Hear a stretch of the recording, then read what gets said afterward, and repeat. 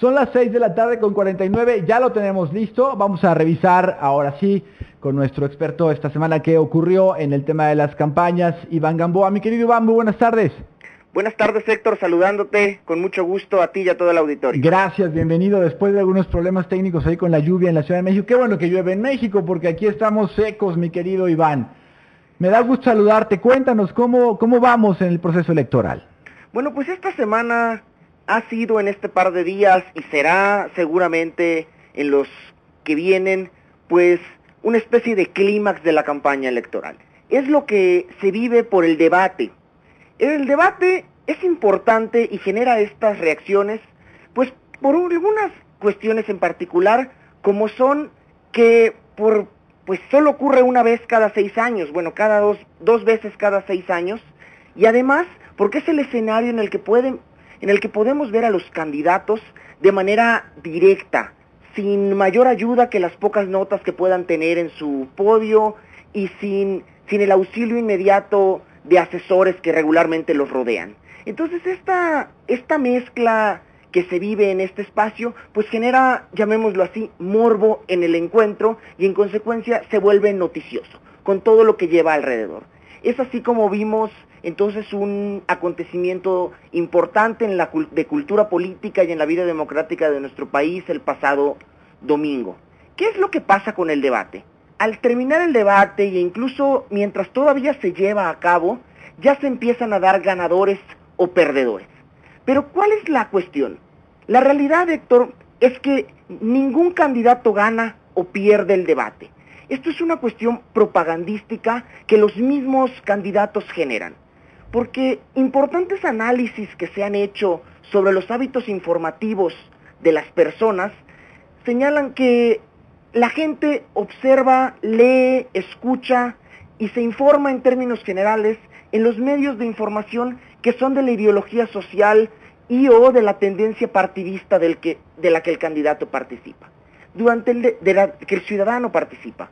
Durante el debate, la realidad es que los priistas van a afirmar de manera categórica que el candidato del PRI ganó. Los panistas afirmarán que la candidata del PAN lo hizo, los perredistas señalarán, bueno, todo el conjunto de izquierda señalará a López Obrador y los de Nueva Alianza señalarán a Gabriel Cuadri. Esto es un hecho inédito, a menos que pase algo realmente dramático, drástico dentro del debate, no hay motivos para que cada partidario no defienda a su candidato y señale como ganador a su candidato. Entonces lo que hoy vivimos es una lucha en la que los candidatos y sus estrategias de promoción observan y posicionan sus mensajes de que ellos ganaron y fueron a celebrar sus victorias. La realidad es que esto no ocurre en la comunicación real y en el sentir de la gente. En un conglomerado total no hay un ganador.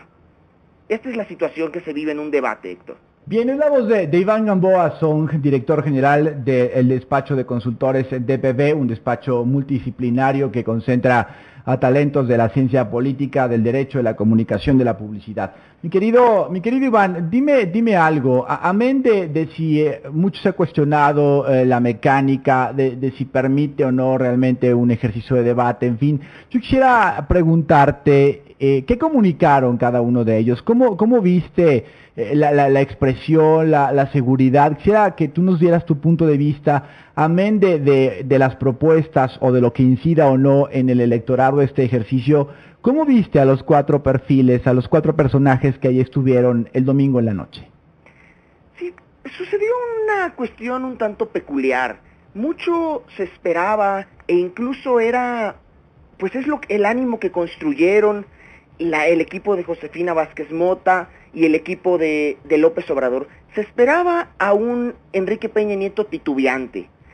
A raíz de este problema que hubo en Guadalajara a finales del año pasado, también pues mucho se apostaba a que el candidato del PRI no iba a tener la capacidad de interactuar en un foro en el que estuviera solo.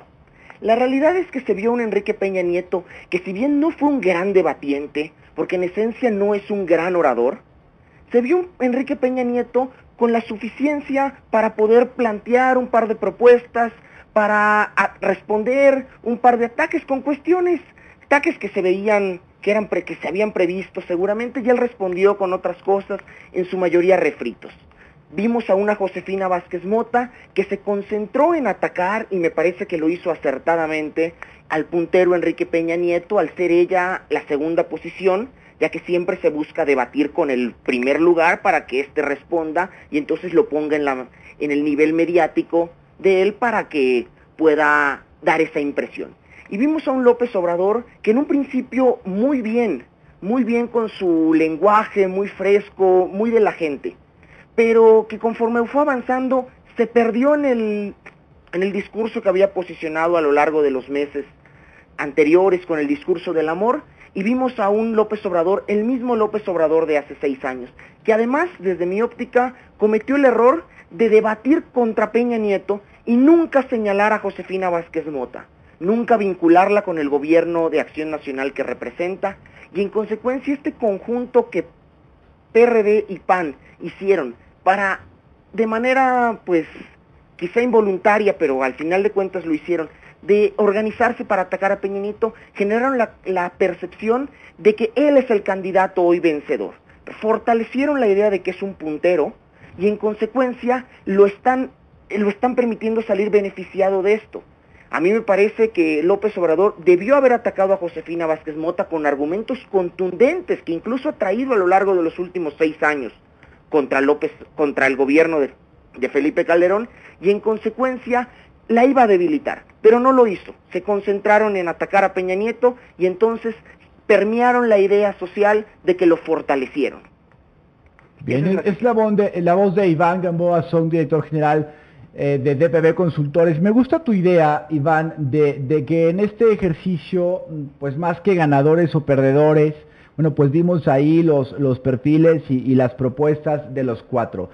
Te pregunto con puntualidad, ¿se puede considerar que los ganadores reales, porque espero que así haya sido, somos los mexicanos? Es decir, de antes de la noche del domingo a después de la noche del domingo, contamos con más elementos decisorios, claros, precisos, no solo emotivos, sino objetivos para poder decidir.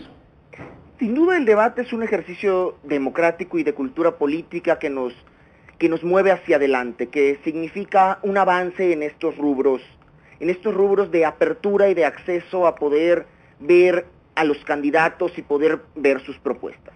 Lo que pasa es que la gente llega con una idea, defendiendo y posicionado y aferrado con la idea de su candidato, que él es el mejor, o su candidata, y se va con la misma idea si no hay un acontecimiento que parta en un antes y un después.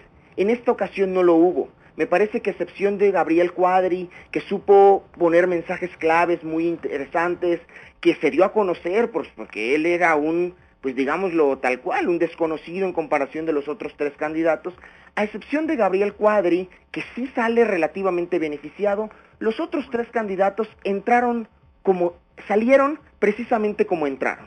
Y en consecuencia, obviamente, eso beneficia a un puntero que es Enrique Peña Nieto en este momento, y que si fuera otro nombre y otro candidato en otro escenario, en definitiva sería el beneficiado. Hoy se llama Enrique Peña Nieto porque los 3 entran como salen, y salen como entran, y en consecuencia, pues vemos que hay 23 puntos de diferencia en las encuestas, y pues era la oportunidad de los otros 2 candidatos que no son punteros de generar otra percepción, y me parece que no lo lograron. Perfecto, mi querido Iván, como siempre, muchas gracias, te abrazo y nos vemos pronto. Claro que sí, Héctor, un abrazo. Gracias, Iván Gamboa, haciendo su análisis. Una pausa, vuelvo enseguida.